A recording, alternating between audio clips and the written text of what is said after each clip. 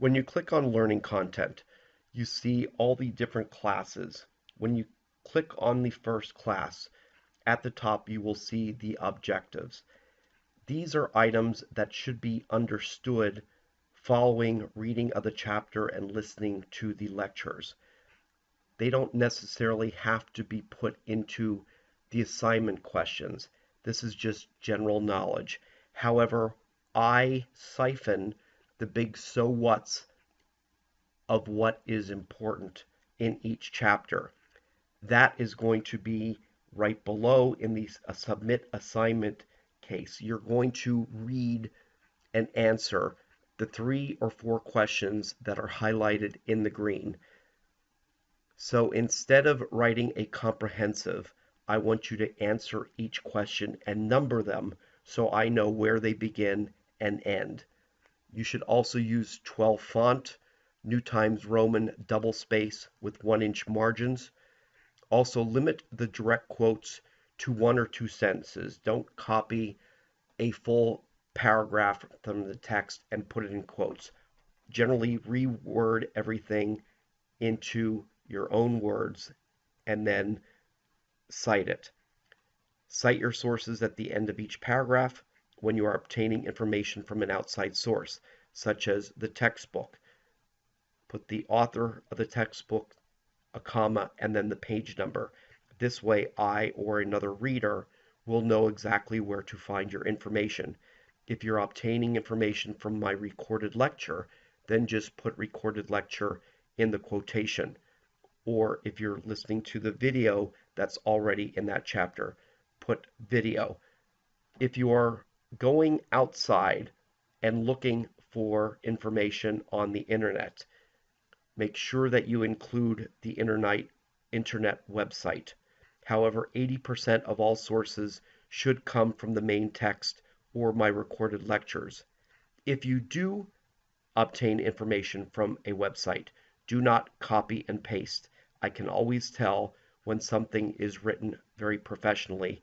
It will be checked for plagiarism.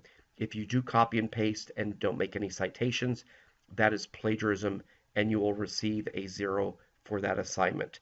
It is okay to go to the website, read something, rewrite it in your own words, and then cite it. That is allowed.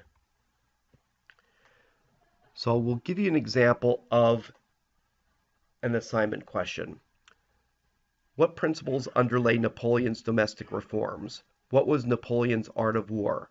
Why did England feel compelled to resist Napoleon?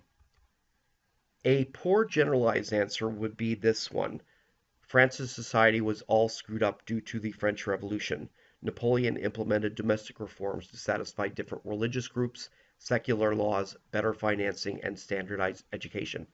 That is all true, but if you're going to write something very short, that doesn't tell me that you really understand everything. You should use specific detail. Use specific names of people, historic events, etc., and their significance to strengthen your answers.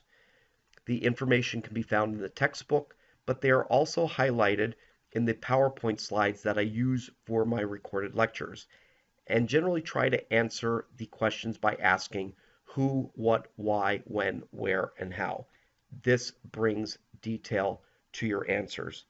So for a stronger answer, you would state France's society was fissured from the French Revolution.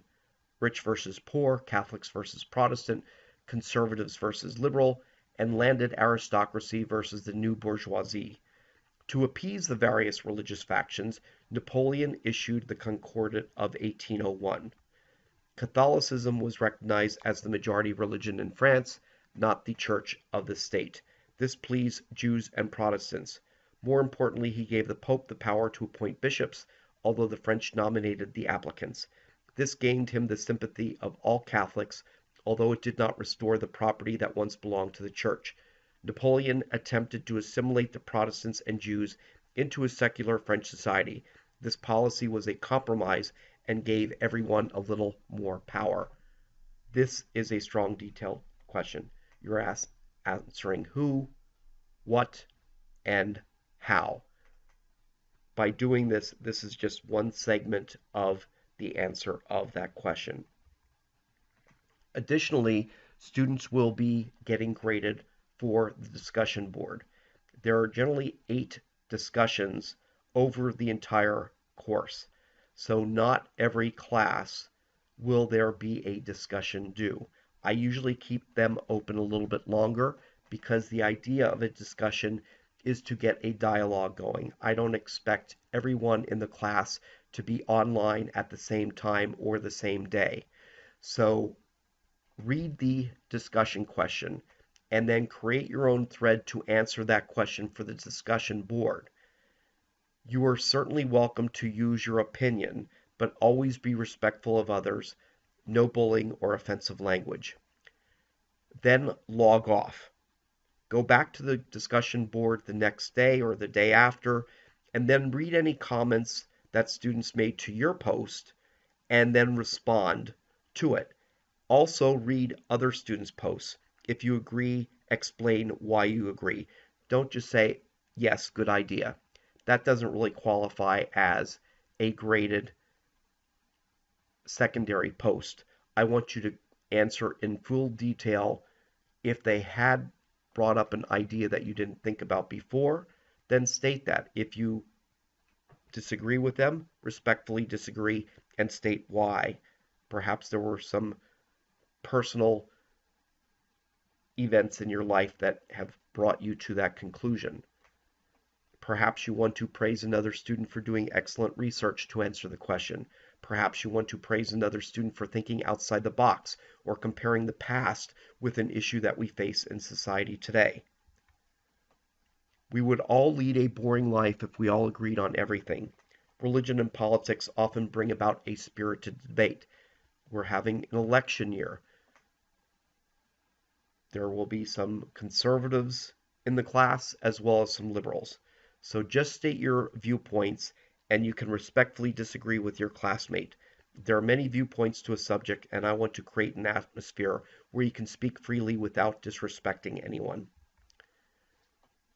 If at any time you do not understand an assignment or the point of a lecture, then please email me.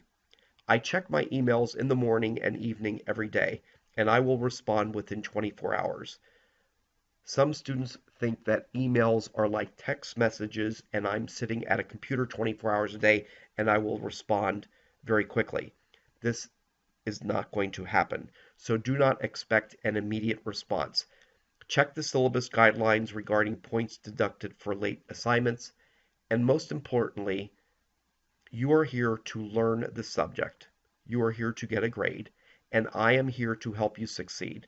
I have filled each module with a lot of content so that you will fully understand this class.